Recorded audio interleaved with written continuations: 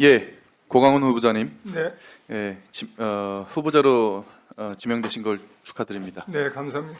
예, 제가 인사청문 준비를 하면서 보니까 후보자님께서 과거에 SNS에 쓰신 글들을 좀 살펴봤습니다. 네, 보니까 이런 게 있더라고요. PPT 좀 띄워주십시오.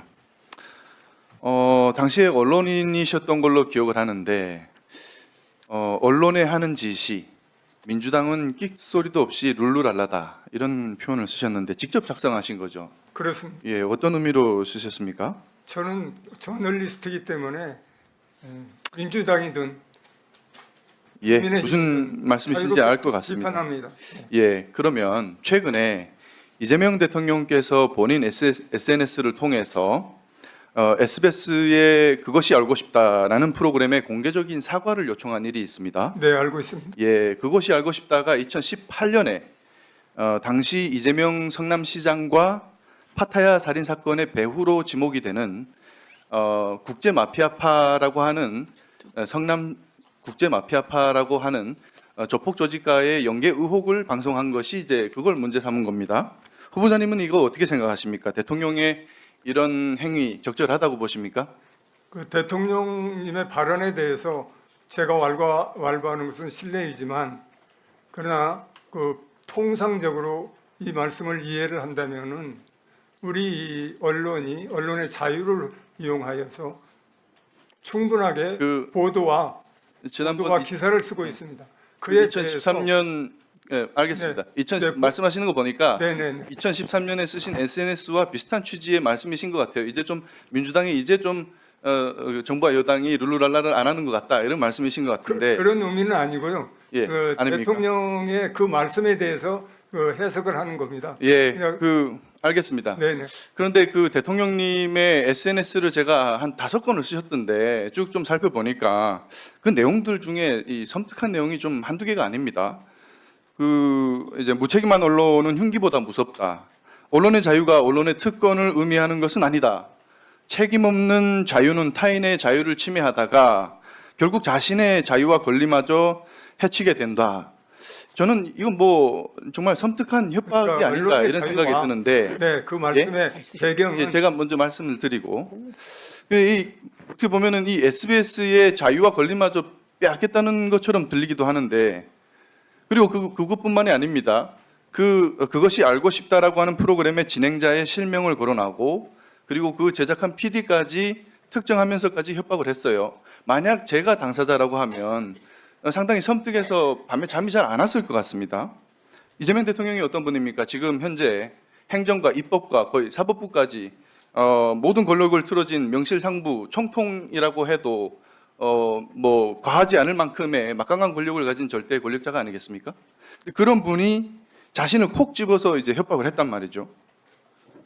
이재명 대통령이 이렇게 협박을 했는데 그렇지 않겠습니까? 반대로 생각을 이재명 바꿔놓고 생각하면 대통령께 하신 말씀은 예, 언론의 자유에 따라서 자유롭게 보도했으면 그 보도에 대해서 특히 공중파, 지상파이기 때문에 그 보도에 대해서 사회적 책임도 져야 되지 않겠냐라고 하는 저널리즘 차원의 원론적인 그런 지적이라고 생각합니다. 원론적인 내용이지만 지금의 이재명 대통령과 정부와 여당이 갖고 있는 권력과 이런 것들로 봤을 때 언론으로서는 상당한 부담이 느껴지지 권력의 않겠습니까?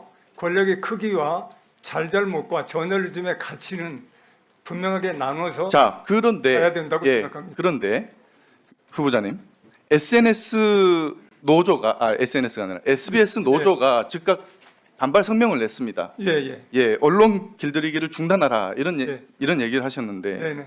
그 SBS의 반박 내용을 살펴보니까 2018년의 방송 내용은 지금 이재명 대통령의 SNS를 통한 그 SBS에 대한 그 겁박의 어떤 발단이 된 최근 그 장영하 변호사의 그 사건, 예, 선거법 사건. 그것과 다르다고 합니다. 방송 시기도 다르고 그 장영하 변호사가 제기한 것은 조폭과 주고받은 돈다발 내용인데 이것과 내용도 무관하다고 합니다. 그런 사안이라고 하는데 그걸 가지고 이렇게 SBS가 방송한 내용을 이렇게 대한민국의 최고 권력자가 나서서 이렇게 하는 것이 맞는가? 근데 거기다가 또 지금 대한민국에서 권력 서열 1, 2위를 다투는 더불어민주당의 당대표 정청래 대표가 또 참전을 했어요. 아주 직설적인 표현들을 썼는데 SBS 당신들도 언론인가? SBS 당신들의 몰염치 그곳이 알고 싶다 생각할수록 열받는다라고 이렇게 얘기를 했습니다.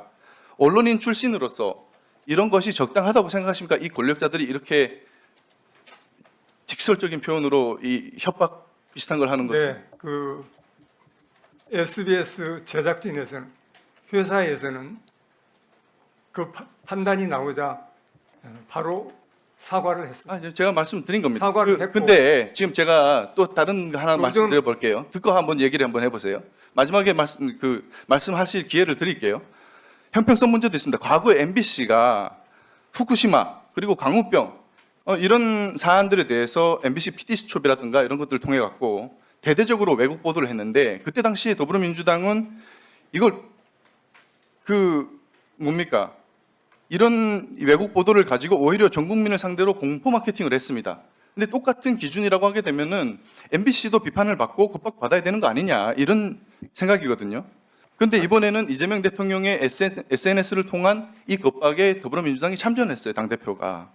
그럼 이 다음 스텝은 뭐겠는가라고 생각을 해봤을 때 제가 지금까지의 더불어민주당이 해온 그 어떤 과정들을 보면은 이제는 약간 방미심의 이런 걸 통해 가지고 SBS의 법적 제재를 가하려고 하거나 혹은 방송 3법 때처럼 법을 바꿔서 지배구조를 바꾸려 들려고 하지 않을까 뭐 이런 생각까지 이런 우려까지 드는데 어떻게 생각하십니까? 과거에 또 이 SBS 그것이 알고 싶다 방송 내용에 대해서 2020년에 방심위가 이걸 방송 전반에 대해서 제재를 가할 수준이 아니다. 공익적 가치가 높이 평가된다. 이렇게 얘기를 했어요. 근데 당시 그 강상현 방심위원장은 문재인 대통령이 임명한 사람입니다.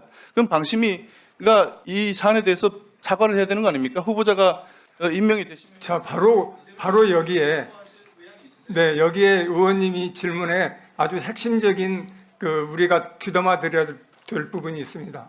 과거 방심위는 권고 결의를 했습니다. 그건 뭐냐면은 합의제 정신에 충실하고 논의를 절차에 따라서 잘 했기 때문에 공직자에 대한 기사라고 하더라도 그것이 과도하게 오류가 있다고 하더라도 검증 차원에서 이건 우리 심의에서 적절하게 이렇게 짚고 넘어갈 수 있다 이렇게 본 겁니다. 그러니까 저도 앞으로 심의위원회를 이끌어가려면은 바로 그러한 방식으로 합의제 정신에 충실하고 9명의 위원들이 모두 참여해서 시간을 갖고 수기를 하고 대화 토론을 해서 결론을 만들어 가면은 지금 이 이전에 불행했던 우리 전기에서 불행했던 그런 일들은 그래서 결국에 국민의 신뢰를 잃는 그런 일들은 막거나 아주 축소된다고 생각합니다. 네, 네 그렇게 이끌어가겠습니다.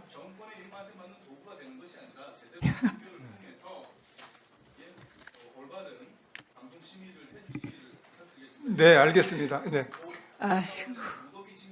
네, 의원님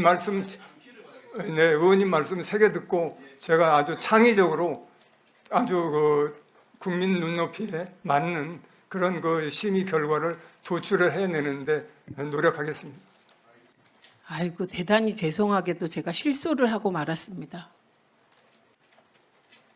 아니 이전 방심위가 지금 정권 윤석열 내란 수계에 뒷받침하면서 저지른 정말 방송 자유를 짓밟은 일이 얼만데